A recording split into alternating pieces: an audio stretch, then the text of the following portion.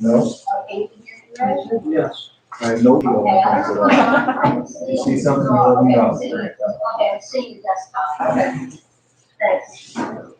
Encourage it at that way, so you can join, let's join in, we can all say hi, there you go. Yeah.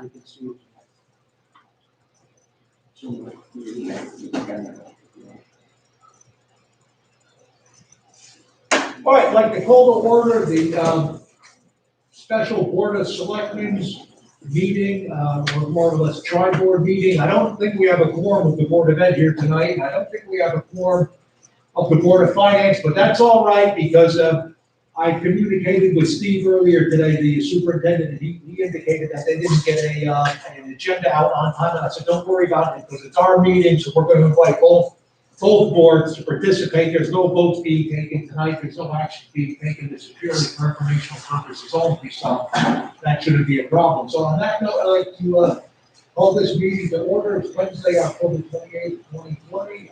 Selectmen and Friends, we have Mark Reeves, John Lane, Judy down at the end, taking the minutes. If you could join me in the Pledge of Allegiance. Pledge allegiance to the flag of the United States of America, to the republic which stands, one nation, under God, indivisible, with liberty and justice for all.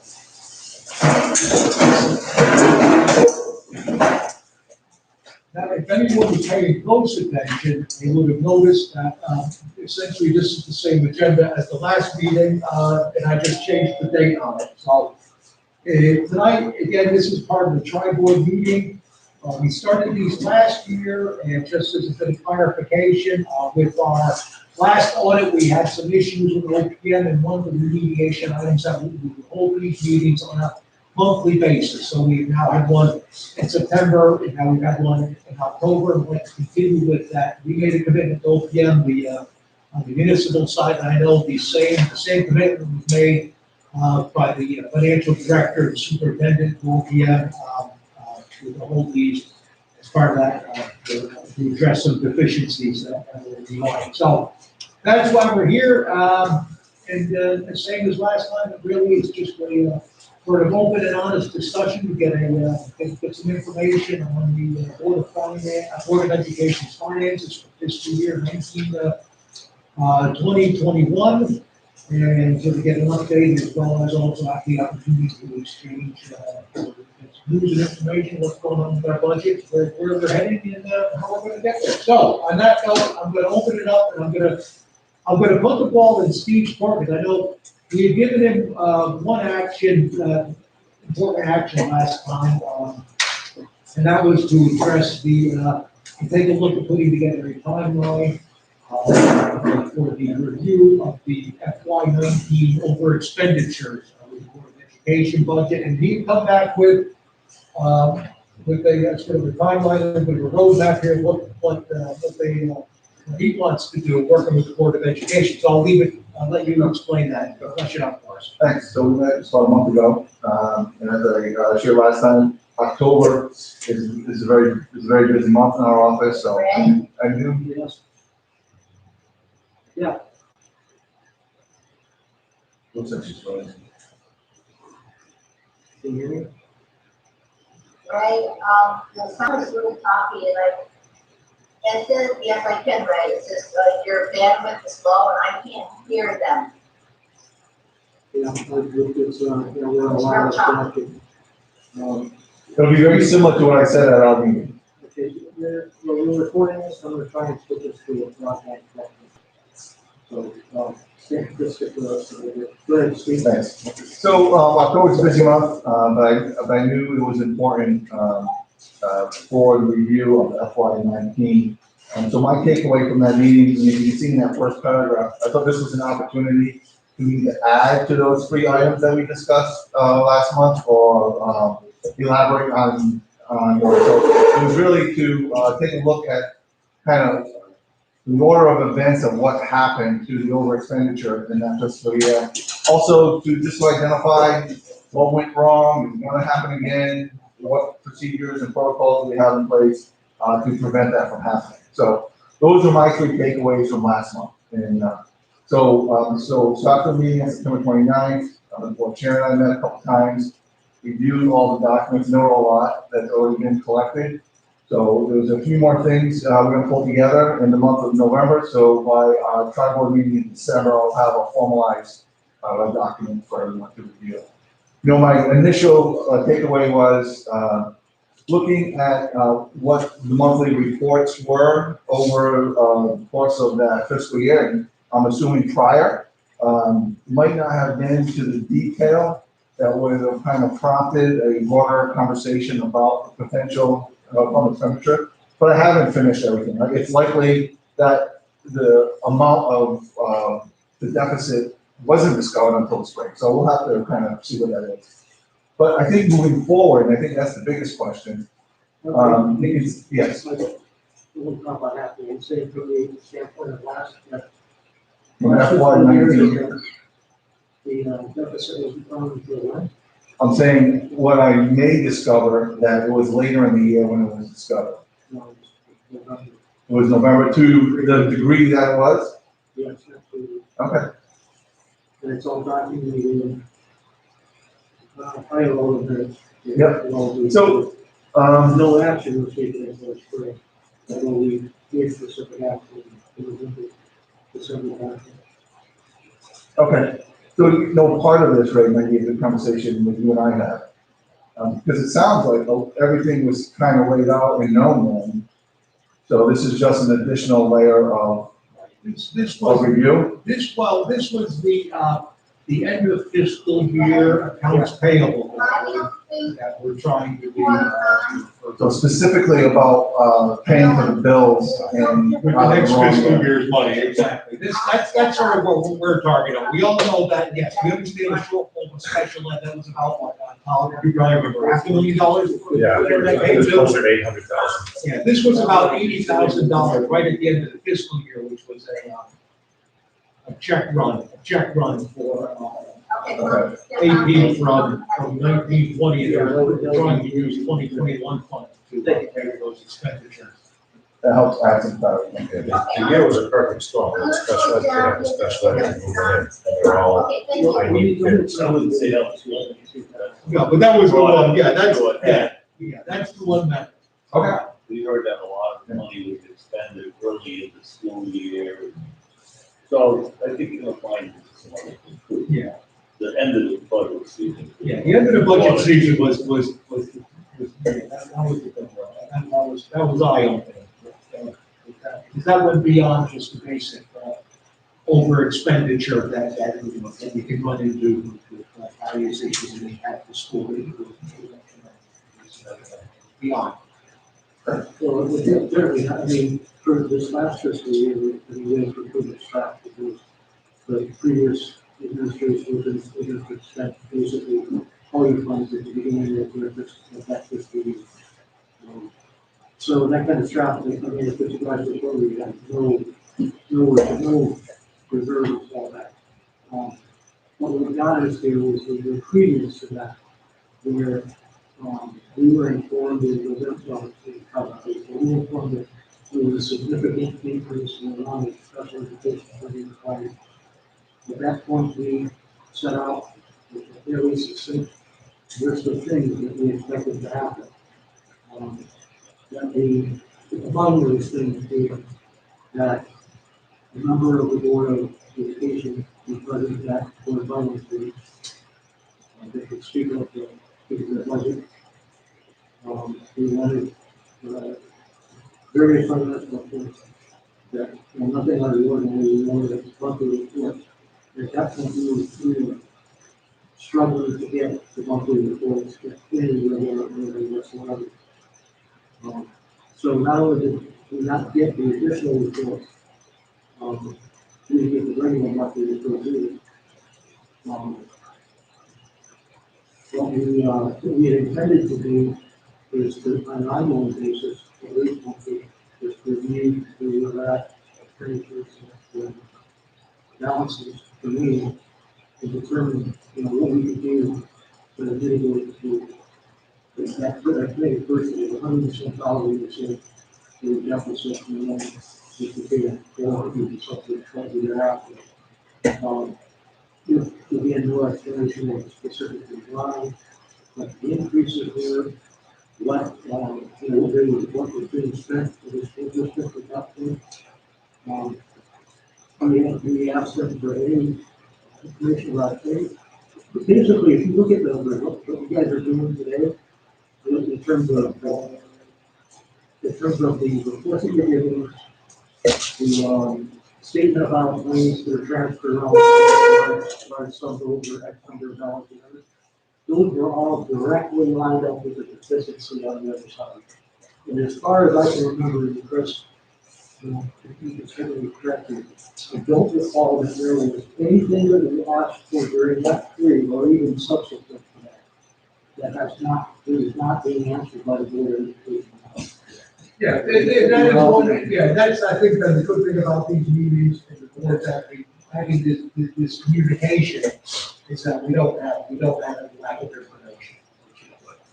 From my perspective, when the board of selectmen initially voted to move forward on having an investigation at the end of year of 1920, the big question that I had in my mind was, why were these checks cut in clear violation of all municipal accounting principles, state law, generally accepted accounting practices and all that? So I would like to say, my takeaway from this, is I'd like to find out why it happened, and then more importantly, how is it not gonna happen again? That's what I would like to see, pretty much, in a nutshell. This is why, and this is how we're gonna address it, so it will never happen again. I think that would, I think, from my perspective, I'm not gonna speak to other people's later, I think that would address a lot of our concerns and allay a lot of our concerns. The problem on that, picture, your $400,000 deficit, we get checks in for those supplies for next year. This deficit budget, that's what happened. And then we were going to pay it out of next year's budget. Basically, every subsequent sentence to that was in direct conflict with some county practices. We were to leave the courts to state statutes. The bottom line is nobody's authorized to string of excess appropriation. Now, the case, the stuff that has to do with in most cases, the town vote that to happen. And she was clearly disregarded purposefully. It was the superintendent and Now, having said all that, Steve, if you remember where you stopped, I'll let you pick up from there. yeah, I just wanted to give. No, I was clear about, how if these weren't little things, or like, oh, I think you could go for yourself, you have to create out of the box. Crazy this stuff. None of us really comprehend why it's going on. No, each time we talk about this, it helps add a little bit of clarity. So it's good. And it takes time.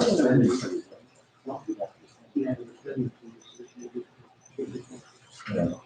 And what I was going to transition to is, I thought the board had agreed to provide monthly reports in advance of the board of finance meetings, and we'll also forward those to the board of selectmen.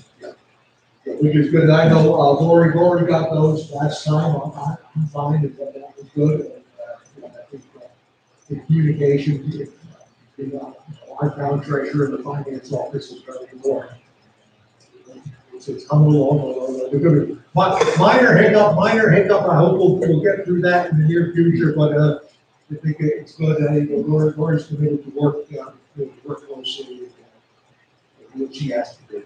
I think they're being issued as a draft right now before we get them at board meeting, right? They're being issued as a draft. Right. So at the time when we get to see them, they'll be sharing Yes. the boards. And I think it's important to, I'd like to bring that up, to kind of recognize that because you haven't had a chance, and the board hasn't had a chance to even hear from the superintendent yet, it makes sense to hold off questions.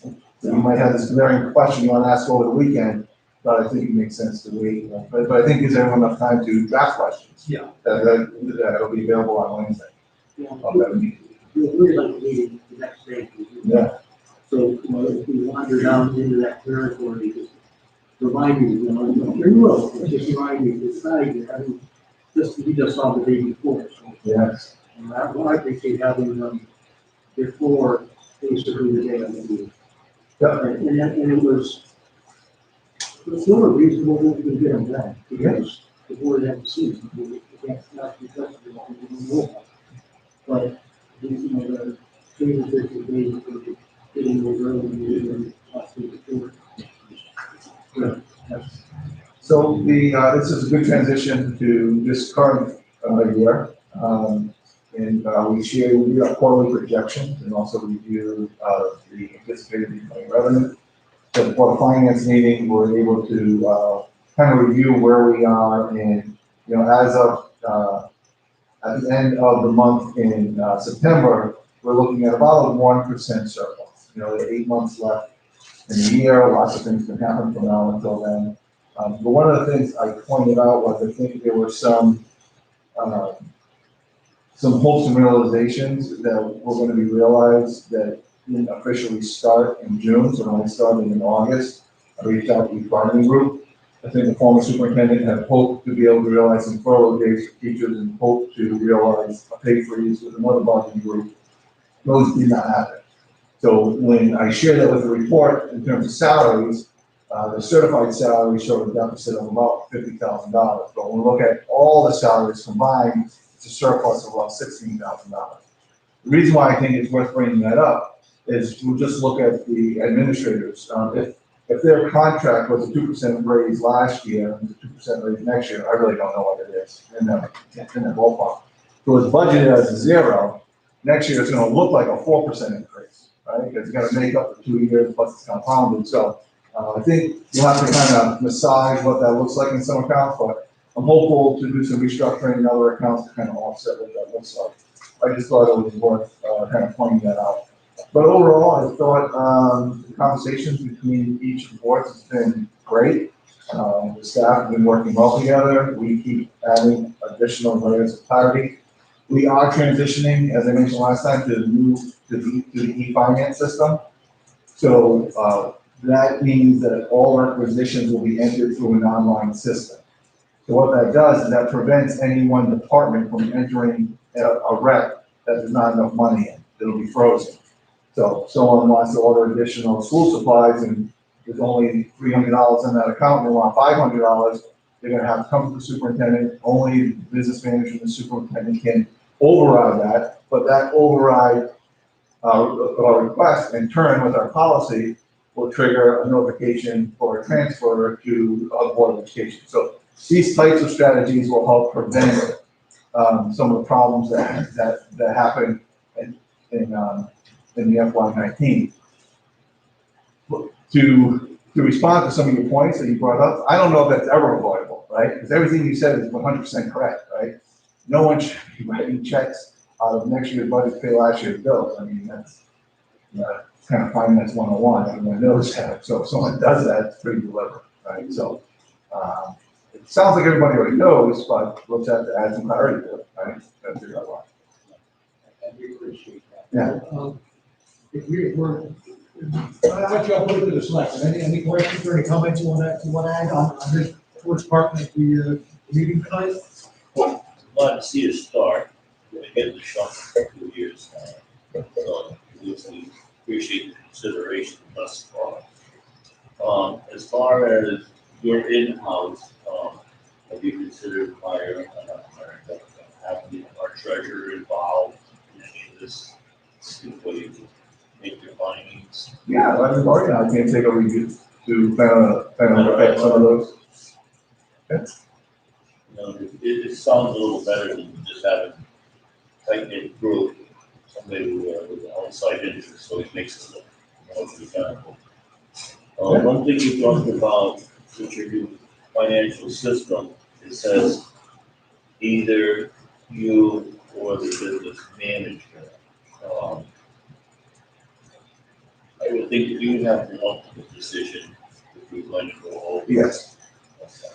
but if it was something minor, like, you know, only like $50 and we're trying to purchase something that we thought was gonna cost Maybe it'd be $120, those little things, or we would, something. yeah. Maybe some board of ed involvement if it's gonna be a more costly thing, but plus it's too costly, you're gonna have to come back to the town, you know, I'm sure, you know, so.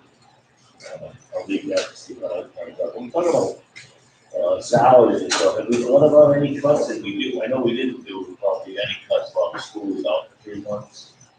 Correct. And part of that initially was by the executive order and the district receiving CARES funding, right? So municipalities weren't allowed to lay off. And my understanding is we're still in that same situation. But they've been making hires. Yes. So, I would say that the hires that we've been making are, not positions that you can't just not fill. So we had one position, which was a remedial reading teacher. We held off hiring that position, but it was grant funded, so it didn't have a dramatic impact on the local budget, but we're able to provide intervention services that would have been taken out of the local budget with some of those funds. Believe it or not, the CRF fund is still not finalized. They gave us a mandate last Friday to make any final revisions to the grant. We went in Thursday to make the grants and the account was frozen. BAS changed its mind and its guidance one more time. So we are still waiting on that. But my sense is essentially what we're looking for, we'll get. And our hope with the last one is we did hire some additional custodial coverage to help out during the day with additional cleaning. That should be eligible under the CRF program, so that won't impact the local budget. From my own perspective, I'm looking at the FEMA money and the CRF money, and if we see dime one out of it, I'll be happy. My expectation is we won't see a lot, but we'll see how it pans out. I know you're between the ESSER fund, the CARES fund, the CRF, it's an alphabet soup of bureaucracy we're trying to wait for this time. It's gonna be November 1st, The 29th for the town CRF, they didn't change the date on that, I hope I didn't miss that one, we're targeting the 29th to click the submit button for here, for tomorrow. We'll see what comes back, I imagine I'm gonna get an email back from Mark after one of the meetings, it'll be, I'm saying, oh, by the way, fix this, but, yeah, it is what it is. The other point talking about funding, Lori took the lead on this, working with the state. One of the issues that came out in the last meeting, we talked about the roof reimbursement. Now it appears as though Steve is on the, what is that, the CT or account? I'm supposedly the administrator. Yeah, I don't know why they put me in charge. But we're set up on that account now, which is good. So we can. So all non-priority projects goes through this online portal, all applications, documents, board minutes, board finance minutes, all of those artifacts which used to be submitted in a binder form are now all submitted online. So I was able to get in there yesterday through some lengthy efforts with Lori going back and forth. So right now, we're just waiting to hear back from BAS on next steps. I've reached out 3 times, haven't heard back, so I reached out to the secretary, I've been told tomorrow I'll hear something. But embedded in that online system was all the documents for the oil tank project. So we would review all the minutes and allocations and applications. So that project was approved by the state. The Board of Ed Facilities Committee is meeting tomorrow with the operations supervisor, so we're dipping our toe into that project too, to kind of see where we are. I know he's frustrated with the architect. He feels that the ball is in that person's court, so that's my next point of contact for that project. I know we talked about that before, just taking different, less expensive way to do it, but we'll see. In the roof, I still think we're looking for another $360,000 or $70,000 in reimbursement money, something like that. So that'd be nice to get that back in and help to pay down the building department bank that we have on this project. But at least that's moving forward, which is good. I have to look at what's in the CIP, I'm not quite sure, because the interesting thing is with this, because it's a reimbursement, so, depending what the cost comes at, with the reimbursement, we might have to put more money in for this next, budget cycle with CIP, to top it up. That's very sure. You have to appropriate. Yeah, you have to appropriate the full amount, yeah, and that's why we're, You said the talking point, that, it's gonna cost $100,000, but we're always gonna be responsible for 40%.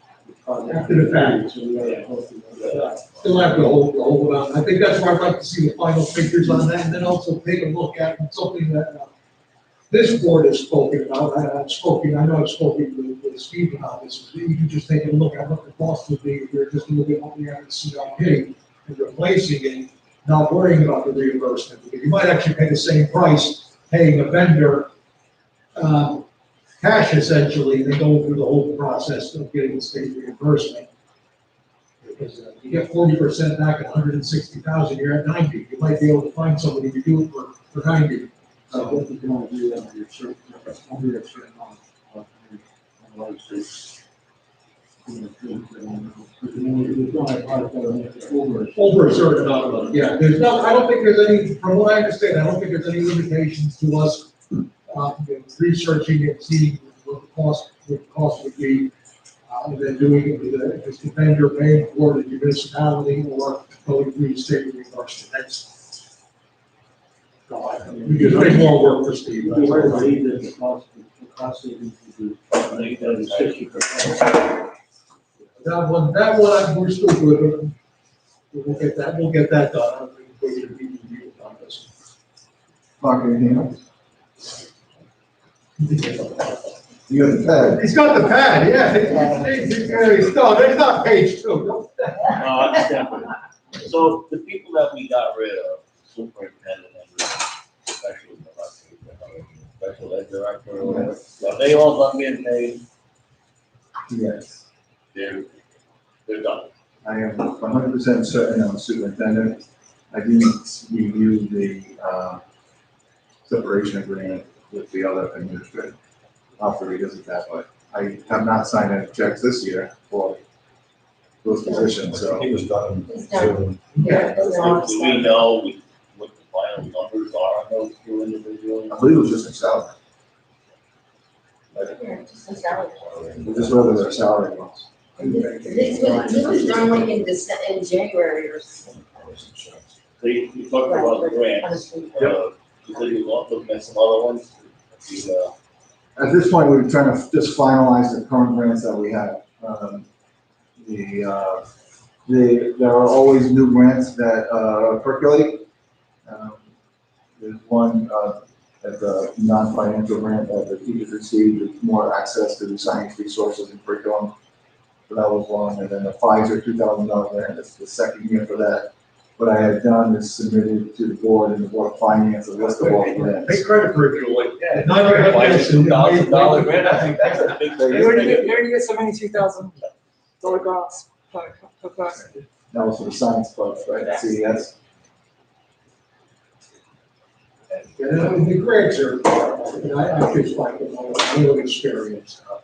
I think one of the things that most municipalities in the school district probably benefit from, municipalities all of the grant writer.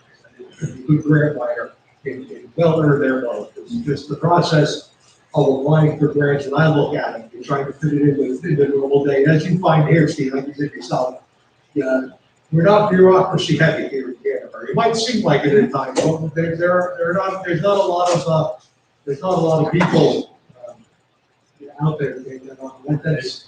Is there any way, is somebody that we could share with other districts or something that are already very The late? downside with sharing, and I had this discussion, because I reached out ages ago, and I spoke with, he was working with Kathy Ostin in spring, doing grant writing in spring, and I forget his name, he said, the problem you're gonna run into with sharing a grant writer is it's hard to write competitive grants with the same grants for different communities, so you wanna make sure there's not overlap. We've also sold positions within the town as including those grant writing abilities. Yeah, having that skill set, yeah. that was Maggie being the business manager at the school. Yeah. And that person was supposed to do that, but then their time slowly got reduced down to whatever it is now. That's a Right, I know, salary is still the same. Just as an example, Pattern and I, we put together, what, 2 or 3 different grants, and there's a couple of them, transportation grants and different things for the seniors, and there's some of them, you get it to like page 5 and your head is spinning, you're just like, oh God, they're gonna give us $10,000, is it worth it? You almost they frustrate you so much to make it all do it, it's not, it's sort of it's an art as much as it is It's a lot of persistence. It's of persistence. yeah. They make those routes there so that not many people do it. No, many people do it, right, and they make it intentionally hard, but we knocked out a couple, we're able to get some more of that, but it is what it is, but it's something I think long term, municipality should look at, trying to find something. It's a good one to pay for themselves. Because most of those grants, you can have administrative. Administrative costs right into it, yeah, they're going right in, Great. All right, you're up, John, anything tonight? Okay, I had a couple quick things. Not really to review. Part the last several years of the project, trying to put stuff straight and pull out. There were 2 things that were persistent, which on our line was, quarterly or, formal reconciliation of costs between the school board and the treasurer. I'm almost, I'm gonna say constant struggle with that. I'm gonna pull on both sides of the fence, so it should be good there, but we wanted a quarterly document. We reviewed quarterly reconciliation, which was following, and then that following news, it makes sense. It's to make it some sort of policy that have occurred by the second. The other one was, end of year closeout procedures, with the interview, same review. We talked about, it's checking, we go through the paper, this, we should be over there, and the changes to the overall changes based on how they categorize spending and all that. But overall, the comment has been, more formal, annual closeout procedure. So, I think, I don't think any of these things have to be not being a conflict quality, it's not going to like, brief outline of what's expected, it's going to be an interval. Excuse me, Randy. Yeah. The 2 girls in the finance office at the school have provided you with July, August, and September. So that we can get started on that quarterly balancing. And the closeout of the year was smoother than it was last year. We have a couple things that we still have to work out, but I think it's better. And one of the things Lori and I have talked about, we have to really discuss the school year, is to try to firm up what we're doing at the end of the year, so that we know by July 30th, oh, that's it, so we're not getting, these surprises showing up in October and September, October. So that's one of the things we're gonna address and look at, is trying to set up, sort of firm deadlines and guidelines for that year. But that's for later. That's for later in this year. It almost seems like, I was talking with Patty the other day. She said, "I don't believe it. Another one. We're going to have to look at putting next year's budget together already." And, oh my God, is that soon? But it comes quicker than it does. It's a good idea though, right, because it also provides clarity to the administrative team and all the department heads. For example, those purchases after June 1st, things like that. Yeah. Reaching out, I've been experiencing some of these things a lot. So, you have staff that get paid for mileage. So they wait till August to submit 4 months worth of mileage. So we built in contract language in my previous district that basically said at the end of the day, if you don't submit it by a certain time, you're on a lot. Unfortunately, I think if that was challenged in law and by labor law, you're probably still on the hook for it. But at least it adds some leverage to. It gives them a nudge and a reminder to get this done under final fashion. Yeah, good idea. for the school. A couple of the items that we brought out. Although they were things that had nothing to do with the first responsibility, that code of thing here we have, I think, and I want to do this, we used to do this, a spreadsheet. So, just a spreadsheet of the additional appropriation. So if we did a $10,000 appropriation, and what that allowed us to do at the end of the year, is like, bang, here's all our additional appropriation. This case is, all the additional appropriations to cover the deficit. Those were two different, like 2 fiscal years, they've got all. So then, those are the kinds of things the school we're looking at. It's not so much the only things that are going to happen from year to year, larger things. Or the capturing those responsibilities on. The last thing I wanted to mention is, I spoke quite a bit about Woodstock Academy last month. Their level of conversation and interaction with our schools. And since that time, I've been very nicely forward and showing the next different things that we've done for our school. So that quite obvious. They probably do the other schools, the other schools. And see the new and more active in this. So I wanted to bring that up. I'm going to slam somebody for being not doing their job. I'm wrong. I was wrong. I appreciate that. So now we got to bring all the rest of them up to the same standard. The high school committee has met. If any board of, we've got to bring them up at the last board of finance meeting, but you can join at any time. There's a couple of seats available. The committee met to talk about what they want to look for and things like that. So that process is in order. I'll get back with you.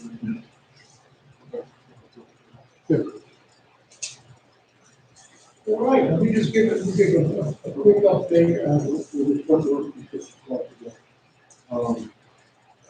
The non-recurring capital expense, we talked about in the finance committee. We researched what that really means in terms of accounting. We break that into common conversation language. And what I'd like to do, again, as a project that has been trying to come out, is what I've found about what the rules are with regards to, so that as we move forward and we don't move forward, we know more about what we're doing. In terms of the next meeting, we're going to pencil it for the month. I gotta find a date that doesn't conflict. So tonight, inland wetlands meeting, so missing, we both heard inland wetlands out to the foyer.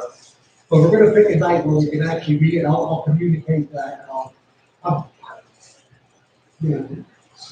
think, the last week of the month seemed to work all right, but it might end up being Thursdays instead of Wednesdays, so we only can really exit that wetlands.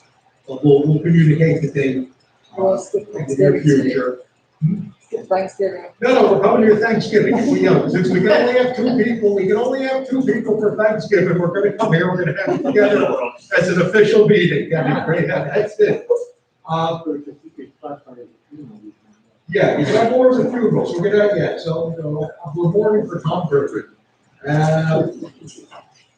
think financial wise, we did pretty good with the town.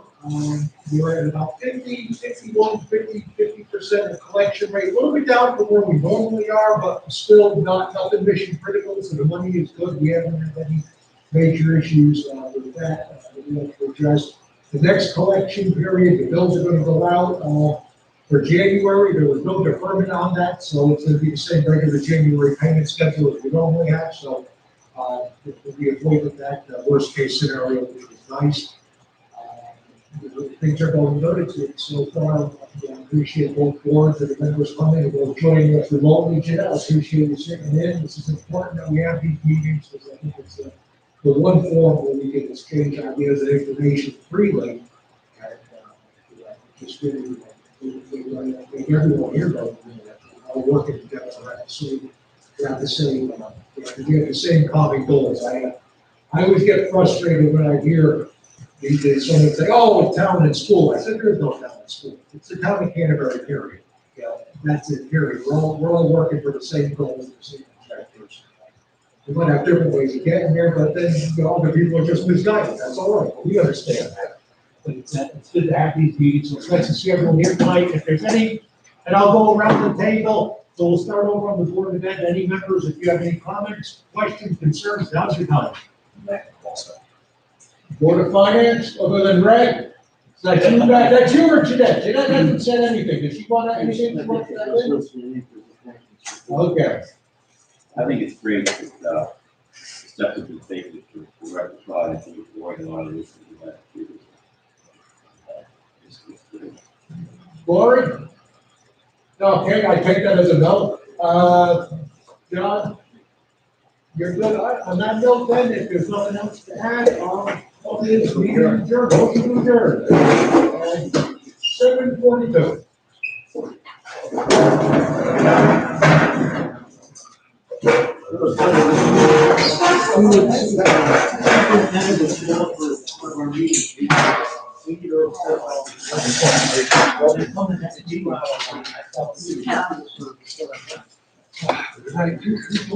I just wanted to come and say hello, how are you?